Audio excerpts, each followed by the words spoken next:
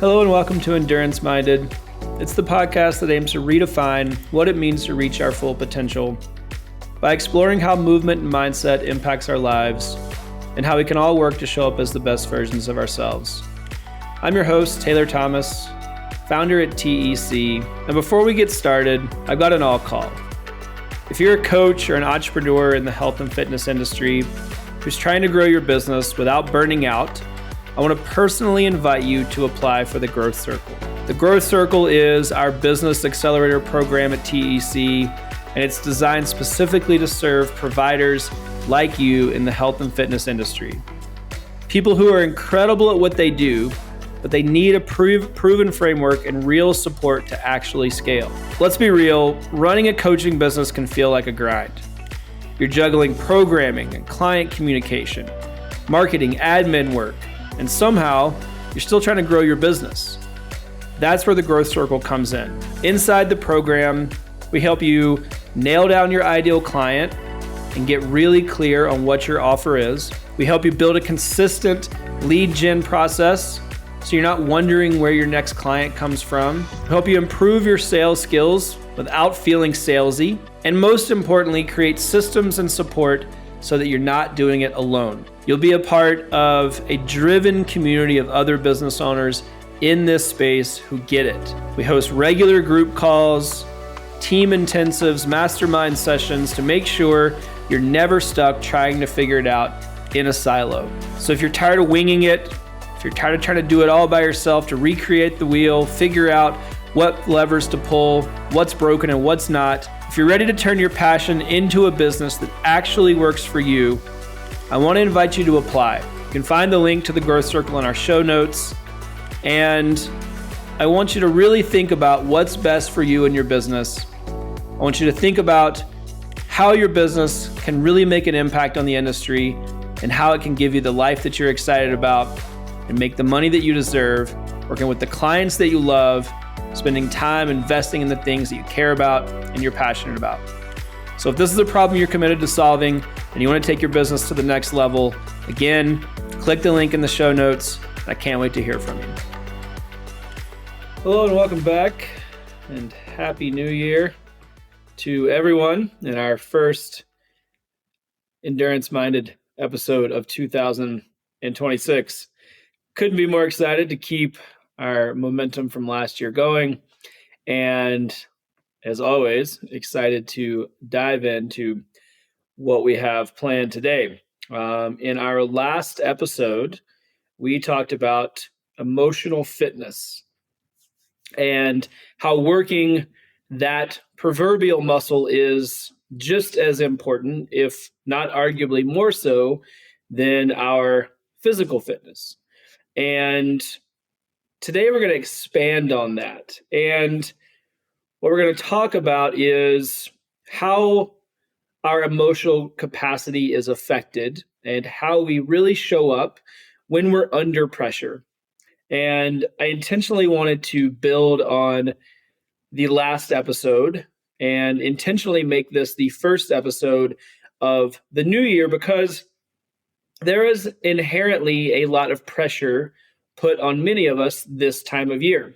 There is pressure to plan, pressure to strategize, pressure to have everything figured out, pressure to make this year the quote unquote best year, pressure to be a new you now that it's a new year. And I think regardless of where you're at in that process or how any of those things manifest, I think there again is an inherent amount of pressure that comes with this time of year to feel like you're capitalizing on the opportunities, that you're setting yourself up for success, that you're doing things now that are going to yield results in the future.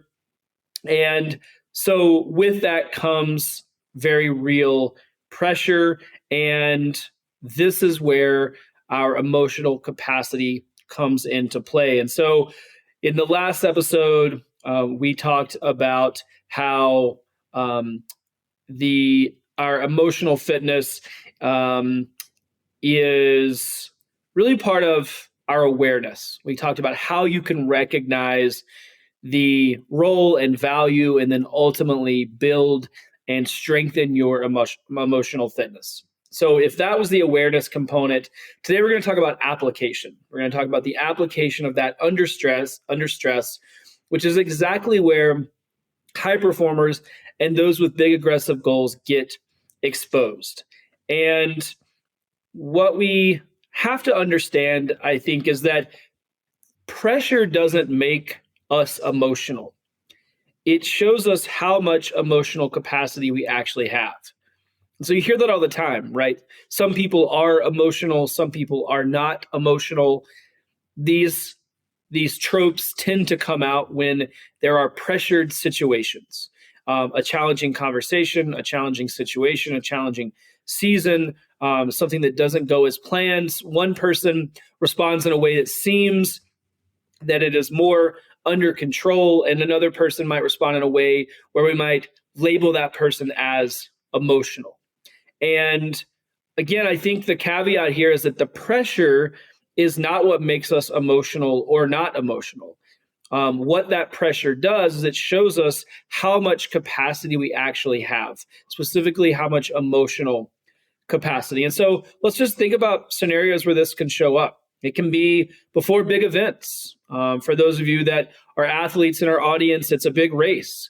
It is the pressure. It's all of the preparation. It's everything leading up to this big singular moment.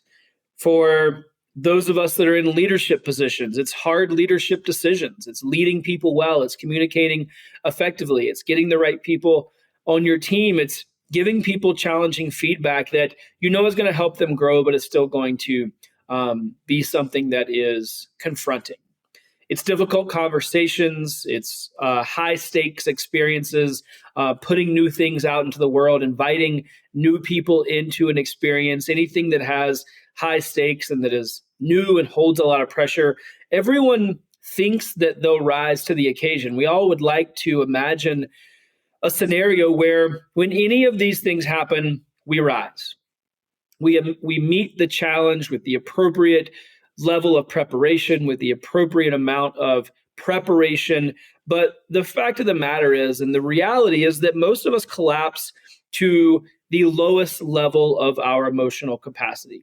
And so we only rise to the level at which we have the capacity emotionally to handle the pressure of the situation. And so what I really think here, if I was to offer up a bit of a thesis before we kick off this episode and get into the meat of what we're going to talk about today, it would be that emotional capacity, not willpower, really determines performance under pressure. Again, we like to imagine that we can just kind of will this thing into existence, or that we can will it into submission and wrangle the bits and pieces, and we can manifest and rise to be the person that we need to be in this situation. But ultimately, this is kind of that willpower-based approach. And what I would like to offer up, again, as a bit of a thesis to kick us off, is that our emotional capacity is really what determines our performance under pressure. And so what we need to know and keep in mind is that pressure, it doesn't expose weakness, it exposes capacity.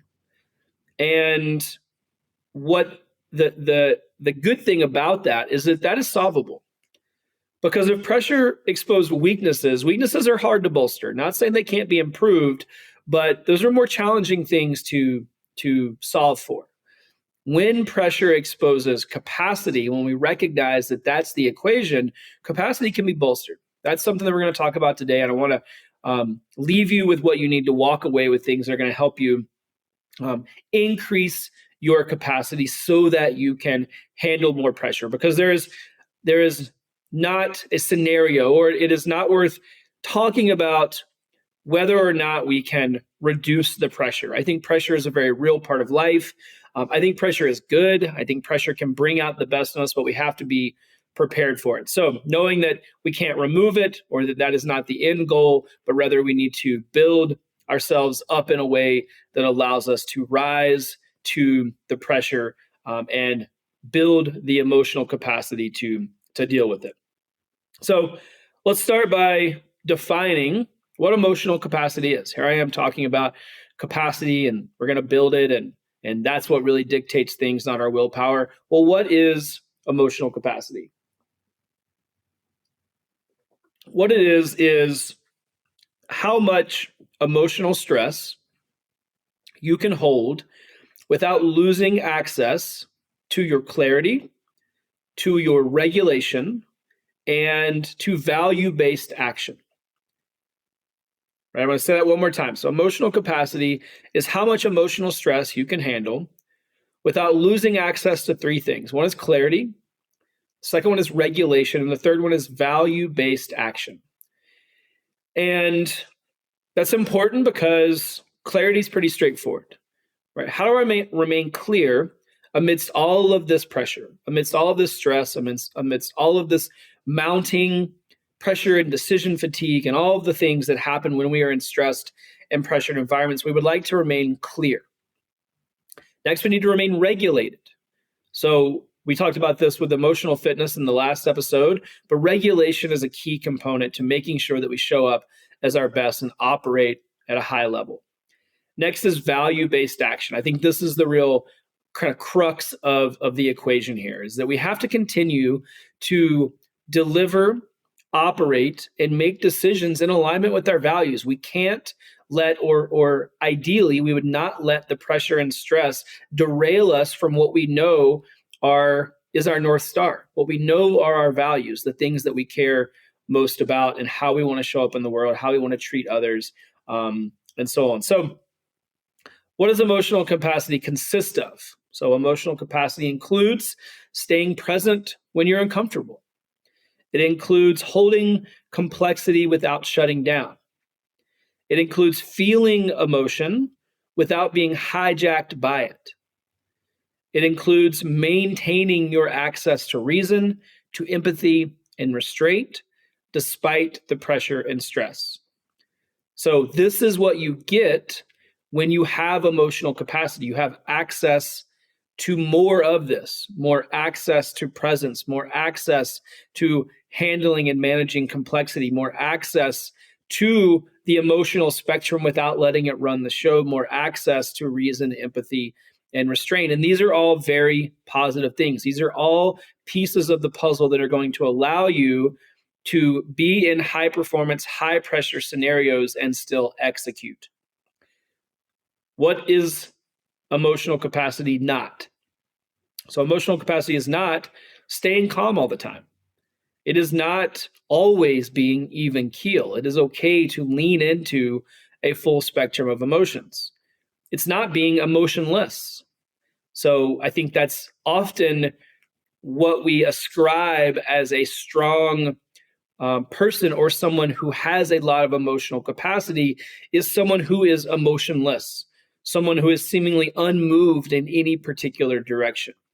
And in this particular, for the sake of this argument, and in this particular context, being emotionless is not actually what emotional capacity is, right? That would actually be buffering our emotions. Again, going back to the last episode on emotional fitness, not having access to that full range and full spectrum, which is actually a limiting factor. And emotional capacity is not, and I quote, handling it better than everyone else. Again, this is something that we offer up a lot of times. Well, this person seems to handle these situations better than everyone else. And again, that might be the case, but that's not the sole marker of someone who has developed the full expression of their emotional capacity. So often, this handling it better than everyone else can come from being emotionless or attempting to stay calm all of the time versus really fully expanding that emotional capacity. So capacity isn't about eliminating pressure. It's about expanding what you can hold. And that's really what I want to dive into today. And that's what we're going to continue to flesh out. Is it's not about getting rid of pressure, like I said earlier. Pressure is a very real part of our lives. It's a very real part of driving for big goals and striving and setting yourself up to reach your full potential. So with that in mind, we have to recognize that the capacity is not about eliminating pressure. It's about expanding what you can hold. So now let's get into why does pressure shrink our emotional capacity? So why are we honing in on pressure specifically? Because there are other things that happen. There are other challenges. There's other ways that things can and do manifest and show up in our lives that are not necessarily pressure or stress. But why do we want to talk specifically about pressure? Why does pressure shrink emotional capacity? And there's several places here, and I really want to give some depth based on some science-informed reasoning. So I'm not just pulling this from the hip or shooting from the hip or pulling this out of my back pocket. This is real science-based evidence of why pressure shrinks emotional capacity and why it matters. First one is it overloads our nervous system. So again, we're talking about pressure specifically in relation to our emotional capacity. First is that it overloads our nervous system. So under pressure, the nervous system prioritizes survival. We move into fight or flight or freeze. And what that does is it narrows our thinking. We get tunnel vision. When we're in that place from a nervous system perspective, we move into that classic evolutionary response of fight, flight, or freeze. We can't see all of the options and opportunities. It narrows our thinking. And so our emotional bandwidth collapses. We don't have access to all of the tools and resources that we would typically have. And again, we're talking about why pressure shrinks our emotional capacity. First one is that it overloads our nervous system. The next is that we have a narrowing of our cognition. So we lose access to nuance, largely in part to this fight, flight, or freeze. Again, we can't see all of the options. We lose access to nuance. Black and white thinking actually increases. So with that lack of nuance, things become polarized. It's this or it's that. And as we all know, so often in the way that we pursue problem solving, black and white thinking does not work. We have to think outside of the box. We have to communicate differently. We have to think about things differently. We have to approach problem scenarios with a different way of thinking. And so this immediately puts us in opposition to what we say we want. So if we want to rise to the occasion, we want to think outside of the box. We want to be the person that takes full advantage or steps into this opportunity and rises above it and sees it through. Well, this shuts that down. Black and white thinking isn't going to get us there. And then small problems begin to feel existential. So we kind of have this outsized response to small issues because, again, we don't have access to the full range here. Next is we get into an emotional backlog. So unprocessed stress compounds. We also have to recognize that when we are feeling pressure, this probably isn't the singular instance of a pressured situation. There's probably been several things that have stacked to get us here. There's been other things, wholly separate instances that have also been pressured. Well, when we don't have access to that full spectrum, when our emotional capacity is limited or stunted, these things start to stack. So unprocessed stress compounds. This is what, again, like I mentioned earlier, makes these small issues, these small problems feel existential. And then the pressure hits old and unresolved emotion. So seemingly unrelated, but this one thing taps into something that you didn't even realize you were carrying, and that becomes a whole separate issue. And then you're not reacting to this moment. You're reacting to everything you've been carrying up until this moment. So again, this emotional backlog, these things stack. It clogs how we think. It clogs our ability to be clear, like I mentioned earlier, to make value-based decisions. When we don't have a full spectrum of emotional capacity, we can't clear this backlog. And so we get backed up. Things get dammed. And one small thing, seemingly insignificant, can be the thing that breaks that dam and really derails our progress, our way of thinking, our communication skills, etc. Next is it becomes an identity threat. So pressure challenges the way that we see ourselves. It puts us in literally a pressure cooker. It puts us in a highly what's the word I'm looking for? It puts us in a stress scenario where everything becomes a magnifying glass. All of our weaknesses are compounded, they're exacerbated. We hope to lean on our strengths more, but pressure has a way of pulling out the things that we are already not confident about, whether it's about ourselves or our skills, the way we show up. And this becomes an identity threat. Again, pressure challenges the way we see ourselves. It forces us to ask the question, what if I fail? What if I disappoint people? What if I'm not the person that can rise to the occasion? So that identity threat really equals an emotional overload. We know that it's, again, things keep stacking. They keep compounding. And so we get to a point where the dam will break. So when we feel this way, we might feel, and we might even be told that we're overreacting. But when pressure is applied, and when it inevitably impacts our emotional capacity, we have to remember that we're not overreacting, we're just overloaded. Because our capacity is limited. We have outstretched, outpaced, outworked the capacity that we have available right now. So with that in mind, I want to move even to a more granularity and talk specifically about how low emotional capacity shows up under pressure. So we just set the stage for why pressure impacts our emotional capacity. Now, let's assume that we all have room to grow when it comes to our emotional capacity. And let's walk through some reasons of why and how low emotional capacity shows up under pressure. And this is where, as always, I give this prompt in most episodes. I want you to really work to see yourself, hear yourself in this. Have you been in these scenarios? Does any of this resonate? Does this language connect? Now, it might not all connect. I don't expect that to be the case, but I want you to work to hear yourself and your lived experience, how you feel under pressure in what I'm about to walk through. So low emotional capacity shows up under pressure in several different ways. The first one, reactivity. What does that mean? We're snappy.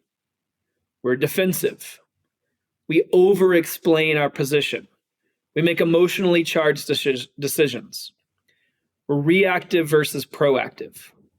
This is something I've talked at length about on this podcast, but the reactivity nearly always creates a scenario where we're not making our best decisions.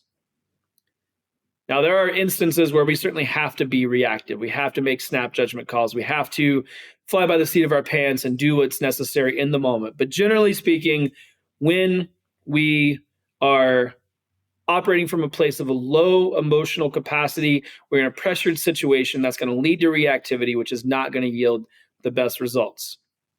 We're going to be snappy. We're going to be defensive. We're going to over-explain our position, and then we're going to make emotionally charged decisions versus data-backed, science-backed, values-backed decisions. Next is we seek control. So micromanaging is a classic example of this. We don't trust, we're reactive, we're nervous, we're afraid that this pressure means something about us. And so instead of trusting other people to carry out their part of this situation, this scenario, this project, this whatever, we micromanage, right? So we're seeking control. We overdo it. We overdo it physically. We overdo it mentally. We overdo it from a work perspective. We could call this overtraining. We could call this overworking. But we try to outwork what we feel is a discrepancy or an ineptitude within us. Then we overplan. So again, this is control seeking. If we can outplan it, if we can think about every specific detail, if we can overwork, then that's going to give us the control we need. We feel like we can grab the reins with that. And then we start to grip tighter versus adapting. So as we get new information, as new people come into the scenario, as new opportunities present themselves, we're not interested in adapting. We're not interested in listening. We're going to hold tighter. We're going to grip it even tighter, and we're not going to be interested in adapting. Next, we shut down emotionally. So there's detachment, there's avoidance, the sentiment of, I don't even care anymore. Whatever's going to happen is going to happen. I've tried my best. I can't do it. Right now, I'm not saying that any of those particular phrases are wrong, but I want you to hear the sentiment. I want you to hear the tone. When you say, I don't care anymore, and you say it through the lens of shutting down, of feeling like you don't have access, of feeling like you don't have any more capacity to give, that's when we know that low emotional capacity is actually what's stopping us when we're in a high pressure situation. And then we can go numb instead of being present. So once I say I don't care anymore, then I shut down, whatever. I'm not concerned about the outcome. It doesn't matter anymore. I'm just going to go numb instead of being present. Then our values start to drift. So we act out of fear instead of values. We make scarcity-based decisions versus value-based decisions.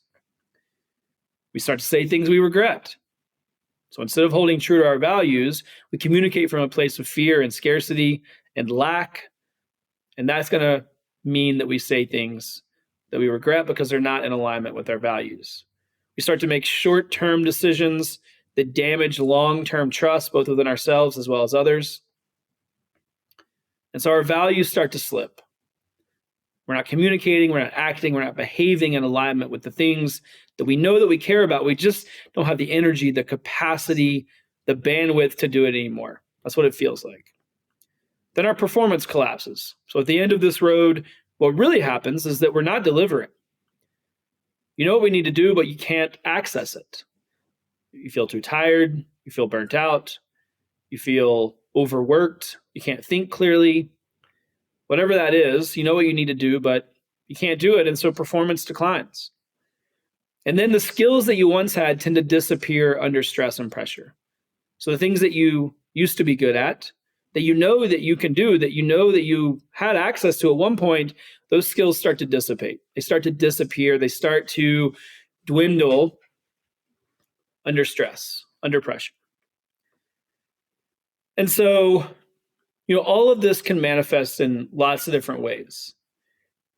We know certainly from a leadership perspective that what this can look like is that an individual can be technically capable. They can do the job, but they're emotionally volatile. They're not good at communicating. They put other people down.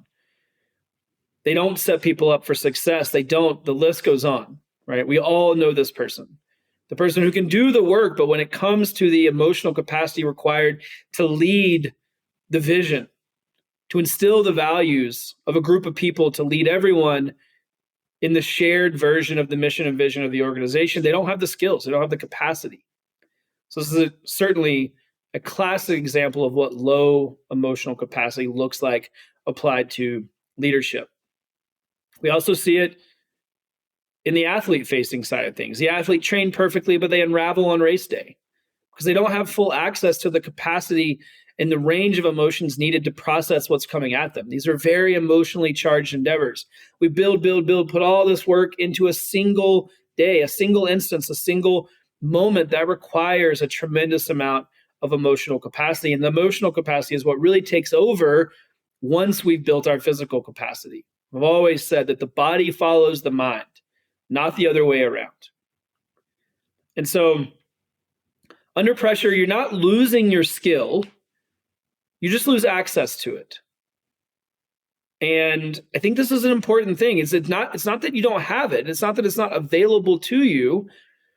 It's just that access to it is buffered or limited because of your low emotional capacity. It's not that you don't have the ability to rise to the occasion.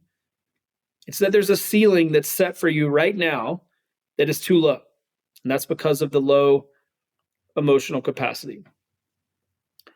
So what do we do about this?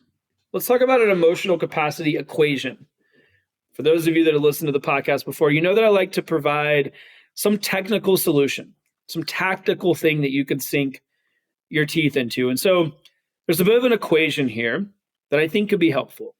One is that pressure plus emotional load is greater than emotional capacity.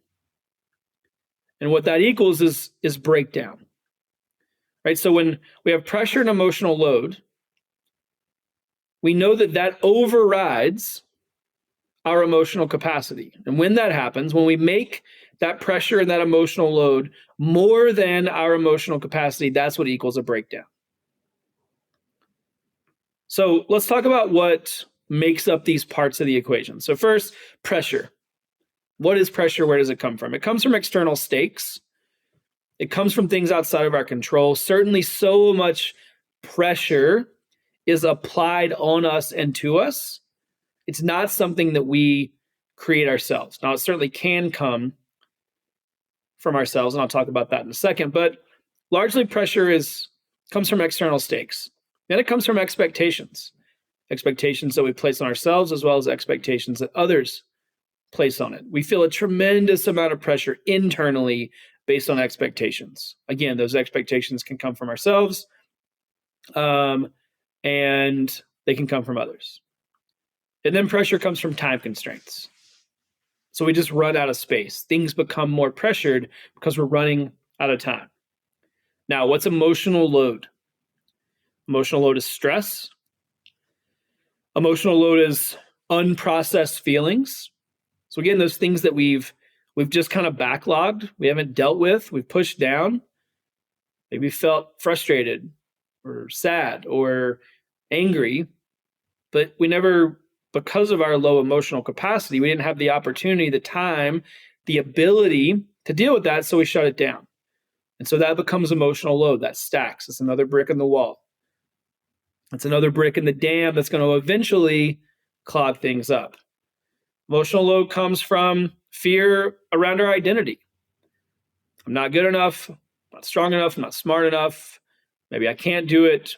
This is part of the human condition, I think. Certainly, we're always grappling with our own identity. And as the saying goes, the biggest problems I've ever had in my life never actually happened. Meaning that our internal stress, our internal wrestling with who we are and how we do things and what's going to happen, that's what so often derails us, and that's what puts pressure on us. And then tensions with relationships. So again, where does emotional load come from? Relationship tension. Relationship with ourselves as well as relationship with others. What is capacity? So capacity is our ability to regulate. It's our ability to take in the information, feel the emotion, understand how to navigate it, mitigate it, where to place it, and then how to leverage what we're feeling to then come up with a response that is in alignment with our values and how we want to show up and what our goals are. It's awareness, knowing, again, that all of this full spectrum is there. What do we pull from? What do we lean into? How do we show up as our best? How do we rise to the occasion? But awareness, we're processing. Regulation or capacity is recovery. We have to be able to bounce back. It's the ability to move from one upset to the next, one pressured scenario to the next. We can't continue to carry the stress and the burden of one situation into the next. That's what starts to bog us down. That's when we feel that limited skill set. So we have to be able to recover. We have to be able to clean the slate, move through that thing, process it, and then move on. Next capacity is support. So knowing that we have other people. We can't manage all of this ourselves. We can't process every single piece. It's not all up to us. We have to have people in our corner. So again, just to reiterate, the goal here is not less pressure. By all means, put yourself in environments that force you to thrive, that force you to rise to the occasion.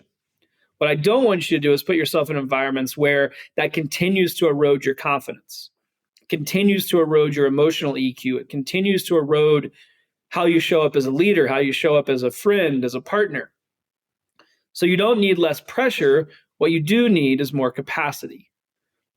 So again, I'm not advocating that we get out of pressured situations. What I would like to advocate for is that we bolster our capacity. And when pressure exceeds capacity, something is going to break. It's usually us. Let me say that again. It's a very simple equation. When the pressure exceeds our capacity, something will give. It will not continue to just stack, stack, and stack. This is a relatively fragile ecosystem. So when pressure exceeds capacity, something will break, and what breaks is usually us. All right, so how do we expand our emotional capacity? What do we do about it? Like, yeah, great, Taylor, I'm with you, 100%. I'd love to respond better to pressure. I'd love to not bring the experience from a previous pressured situation into the next one that causes me to show up in a different way. It feels like I'm always jockeying from one crappy experience to the next, feeling like I'm not doing as good a job as I would like, not feeling like I don't have access to the full range and full spectrum of tools and resources that I would like to have, that I know that I'm capable of having to solve this thing, to show up and be the person that I want to be. So how do we expand our emotional capacity? Let's get into it. We're going to use a framework, and we're going to use capacity as a way to break this down. The word capacity, broken down, each letter is going to stand for something. And we're going to use that as a framework to think about how we can expand our emotional capacity. First one, C, we're going to clear the emotional residue. This is really this is the biggest piece. If you take nothing away from this podcast, your ability to clear this residue, clear the slate, move from a pressured environment, a pressured scenario to the next without carrying residue from that previous scenario into the next is the key piece. Because as soon as we don't do that, we're immediately limited in our capacity. Right? We immediately, if we have 100% in the first scenario, we carry 10% of that previous scenario into the next pressured environment, pressured scenario. Now we have 90%. Right? We do that again, then we have 80%, and so on. You could see how in very short order, this starts to get us straight down the path of having zero capacity. So the first one, C, clear your emotional residue. Don't carry yesterday into today. Don't carry the emotions of yesterday into today. Don't carry the emotions from those experiences into the next. Simple ways to do this are things like walking, voice notes, journaling. I've talked about this in the podcast before. I don't care how you do it. You got to get it out of your brain. And whether that's through movement or small bouts of quiet time or 5 deep breaths or however you want to process that, you have to clear the emotional residue. Next, we're using the word capacity as our framework. The A in capacity is we're going to anticipate the pressure. Pressure can be and typically is predictable. So if we can be proactive and not reactive, that's going to put us in a much better place to show up. So we know that pressure can be predictable. We're going to look to forecast that. We're going to rehearse our response. We're going to rehearse not just our actions, but also our emotional response. How am I going to feel? Am I going to feel angry? Am I going to feel anxious? Am I going to feel calm? Am I going to feel centered? Am I going to feel present? We get to decide how we show up, and we can rehearse those emotions, not just the task orientation associated with that pressure. So, easiest way to do this is just to ask yourself, what will this bring up for me? I know this next season. I know next week I'm going into a crazy week at work. What's that going to look like, right? Pressure is predictable. So we can ask myself, what will this bring up for me? And then map that out. The easiest way to make this happen is to get ahead of it. So you're not blindsided when these things happen. The P in capacity, we're going to practice regulation when the stakes are low. We're not going to wait for this biggest benchmark defining moment of our career or life. We're going to practice regulation under low stakes. You're going to train your emotional control when it doesn't really matter. Small, easy conversations with a friend, with a partner, with your kids, with a coworker.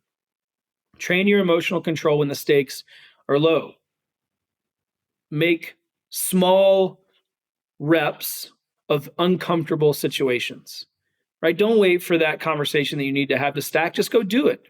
When the stakes are low, again, train your emotional control. Next, the A in capacity. We are going to anchor to values. So we're going to recognize that values give us stability. Specifically, they give us stability when our emotions spike. So we're going to anchor to those values. If you don't know what your values are, please get them. You can message me. I have a tremendous process for getting your values. It's easy. Anchor to your values. Know that that's your cornerstone. Those are your North Stars when your emotions spike. Ask yourself, what does my best self do here? What do I do here if I stick to my values, not let my emotions run the show? Next, the next C in capacity. You're going to create space. So you're going to slow down. Slow down your response time, even if just 3 deep breaths. Take a beat, create space before you respond.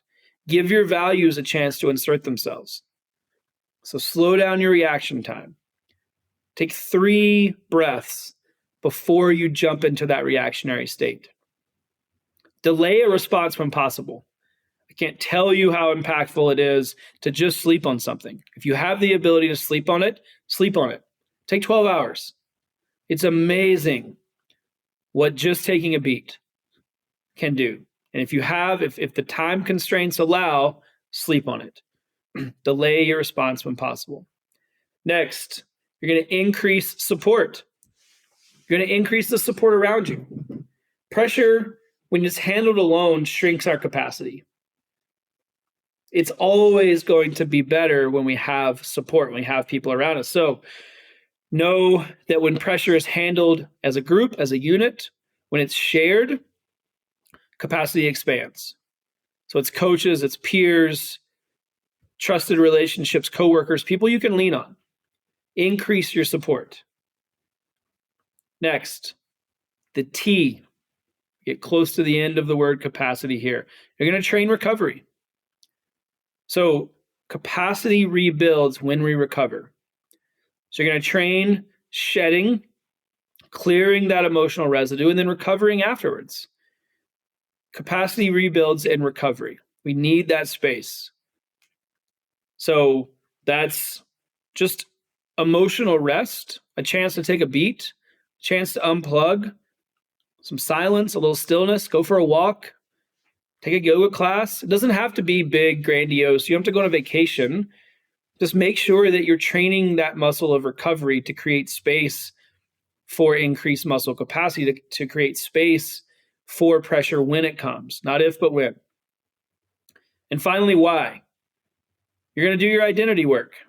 You're going to detach your self-worth, your identity from the outcomes. You're going to show up. You're going to work to have as much emotional capacity as possible. You're going to stay in alignment with your values.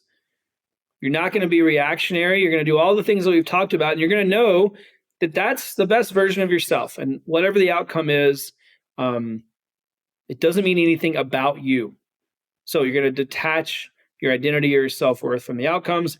And then we know too that pressure decreases when your identity is secure. When you know and you show up and you're locked in and you know your emotional capacity is high, you can handle pressure. You can move from one pressured scenario to the next. You can process that information. You can lead well. You can communicate well in those environments. We know that our identity becomes more secure and pressure decreases because we know we can handle it. Just think of a scenario. Think of a time when you knew that you had it.